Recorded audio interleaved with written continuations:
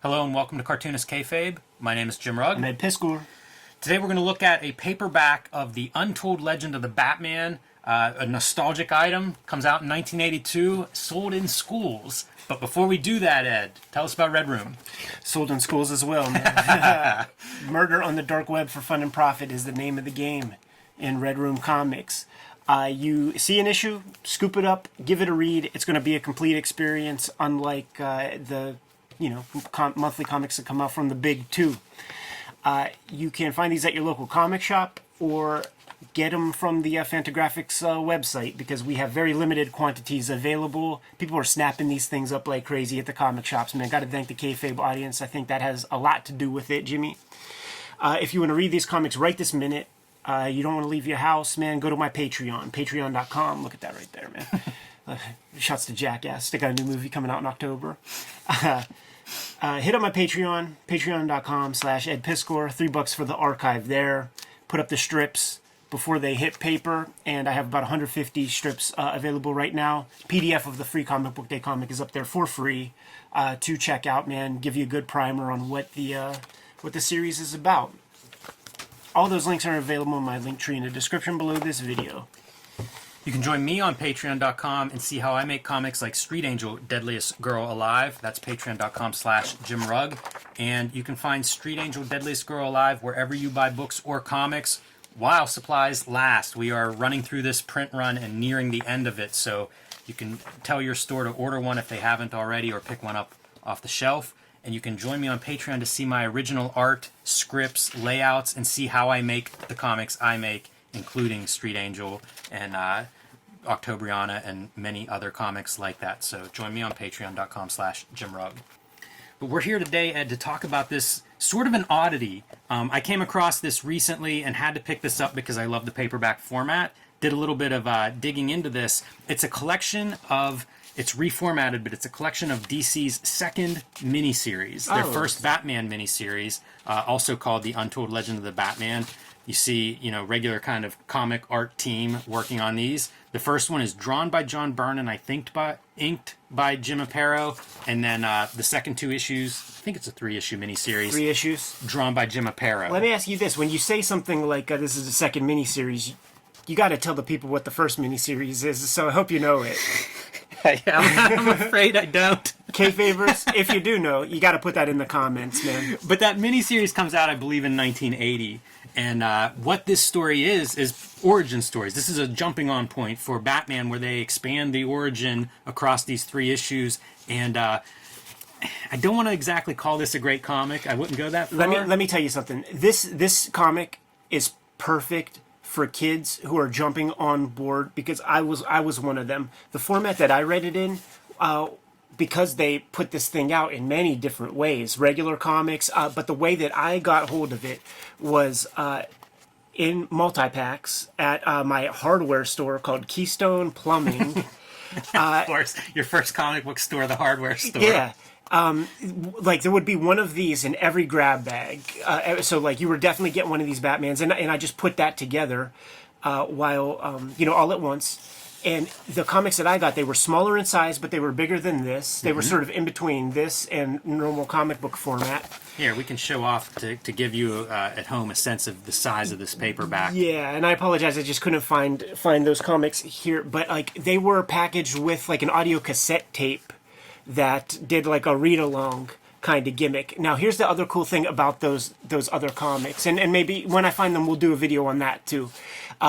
There were no ads and there was no text in those comics. So on the inside covers, they would reprint black and white photostats of classic covers or just interesting, weird Batman covers. And it's the first time I saw Silver Age Batman artwork, and I'm like, that's just like the beginning of the cartoon. Yeah, I mean the Adam West TV show. You know what I'm saying? And I was totally infatuated with that style. But as a little kid reading this stuff, you get a little bit of everybody. You get a little glimpse of Joker and Two-Face and this guy and that guy.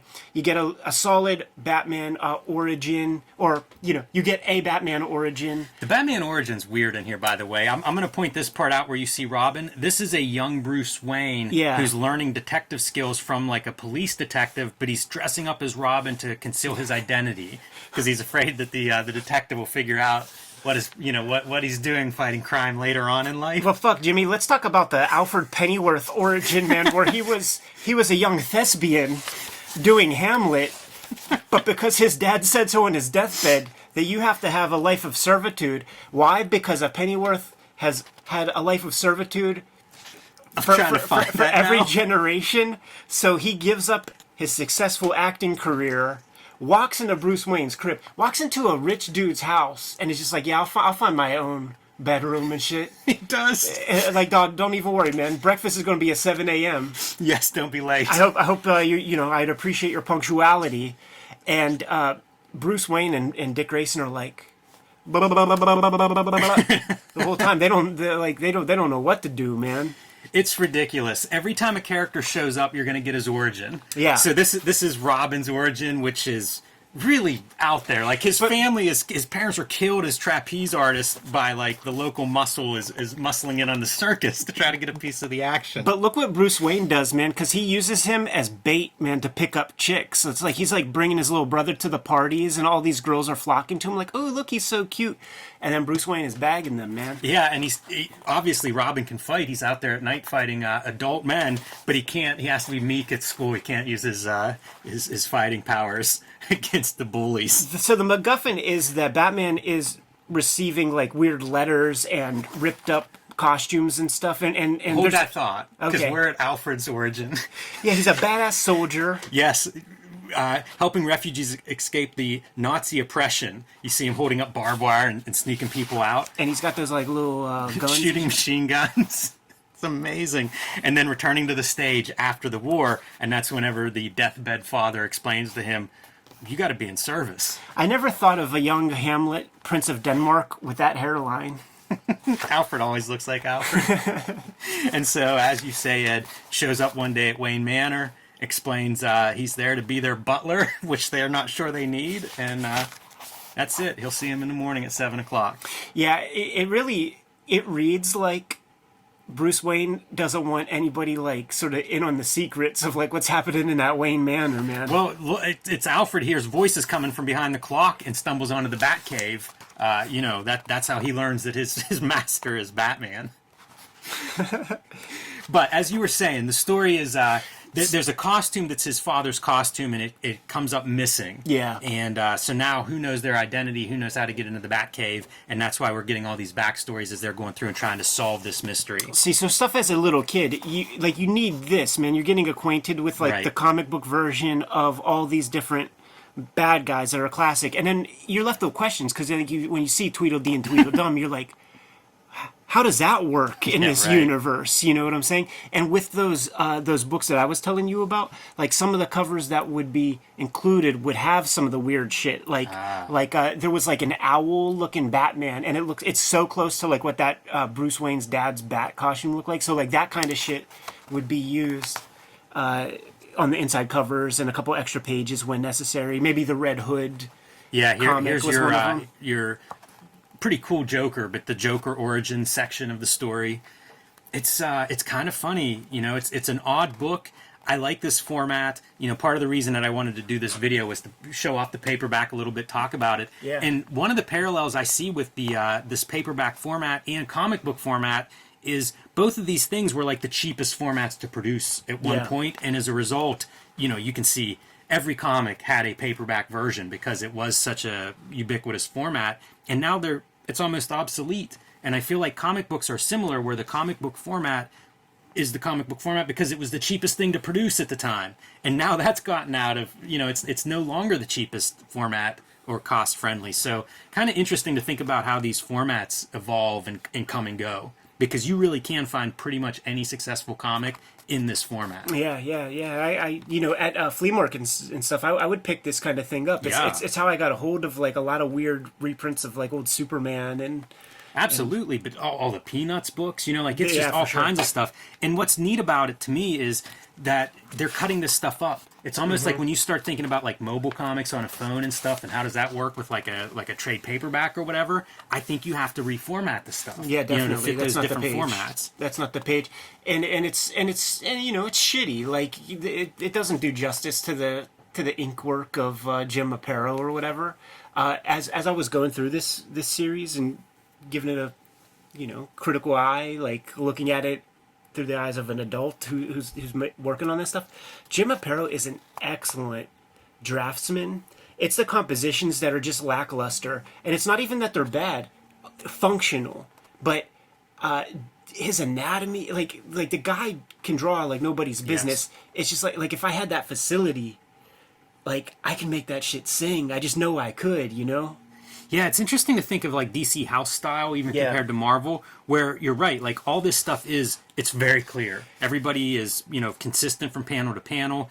You can tell where they're at, what's going on, but not necessarily exciting. It reminds me of like How to Draw Comics the Marvel way, where the guy, there's like the 2 pages of the office scene, a guy comes in, and then it's like, but this is how we do it at Marvel, and they're Dutch angling and close-ups and everything. It feels like this. A lot of these, it's very static, these compositions. Clip arty, Bob Daub, Church of the Subgenius faces, and in this black and white format, cut up like this, ain't far from Rex Morgan, MD. The other thing it reminds me of is a bunch of the European formats where there was a popular black and white paperback like this, where it'd be like two panels per page. Yeah, they were a little bit wider, but like the Italian market had that, the French market had that. Mexico. Kind of neat to think about like the American market trying to take their comic books and like, can we have a second life here? Can we sell these through other channels? The format is kind of proportional, but you can't shrink our pages down that much. Although Marvel did in some of theirs. I never seen that. So, yeah, we may look at maybe some more of these paperbacks over time. I remember when we were looking at Calvin and Hobbes and saying, like, kind of like to see them in paperback. Well, they had that, and I tracked a couple of those down, so I have a, like, box of paperbacks, and at some point maybe we'll pull those out and give those another look. But I have a Spider-Woman Marvel collection, and it's just pages shrunk down, and it's in full color. Jimmy, give up the ghost on a 40-year-old comic. Who the fuck was sending letters to the Batcave? Because This is the because one of the through lines, one of the MacGuffins, was that the reason why we saw that Rogues Gallery is because Bruce Wayne, he's like trying to conceive of like everybody who knows where the Batcave is. And how they would possibly address the thing to him, not even taking into account that the package is there. So like it's like the message is coming from inside the house. Yeah, like it's not like the postman is gonna deliver your package and then hit himself with that Men in Black flashlight gun. Yes, the big reveal is the guy who has stolen his dad's Batman costume and left menacing notes is Robin. Batman was in an explosion that's not in this book, although it's referenced. They talk about the explosion he was trapped in and how it's kind of left him out of sorts. Mm-hmm. And so this whole preposterous plot is designed to help snap him back to reality. By gaslighting him, of course. That's right. And it works? It does work. Hey, there's a lesson for you kids who got this through the Scholastic Reading is Fundamental tear sheets. Yeah, it's funny. You think like, man, if I read this, would I want to read any more of this? It's not very satisfying in the end, but some of the characters are super cool along the way, and mostly just a neat object. This is an 11th printing to give just some idea that it definitely reached that audience, or it reached an audience and sold pretty well. Probably 5,000 a print run. At least. Yeah. I mean, it's hard to tell. Paperbacks, it might be 50,000 a printing. Jesus. Yeah. But also so fascinating that like I've never even seen this before. Well, certainly the paperback, it's early 80s whenever the first printings of this come out. So, Yeah. And I think these books that are sold, like, I think it was sold through the Scholastic stuff. Like, kids in schools could get this. Right. That stuff doesn't survive, because kids get it, they beat them up, they read them over and over, they throw them, they discard them, so... I no longer have my copies of the Boxcar Children's slipcases, dude. Exactly the example I was thinking of, Ed. Oh, man. What do you say, Jim? Ready to go? Yep. Kayfabers, like, follow, subscribe to the YouTube channel, hit the bell. We'll notify you when new vids are available. Join me on patreon.com/JimRugg, where you can see how I make Street Angel Deadliest Girl Alive, Octobrion in 1976, and much more original art, scripts, sketches, process, and you can download a dozen out-of-print zines and mini comics patreon.com/JimRug. You know the other book that we all got from this shit, man, and from homeroom class? How many printings do you think there were of Freckle Juice? Remember that one? I do, man. Yeah, there's probably millions of those things out. Get Red Room Comics. Murder on the Dark Web for Fun and Profit, man. There are 4 issues on the stands right now. Get them from your local comic shop, but if you don't have a shop in town, hit the Fantagraphics website up. You could order them that way. Limited copies available, though, man, so get them quick. Or hit up my Patreon, patreon.com/EdPiskor. $3 for the archive there.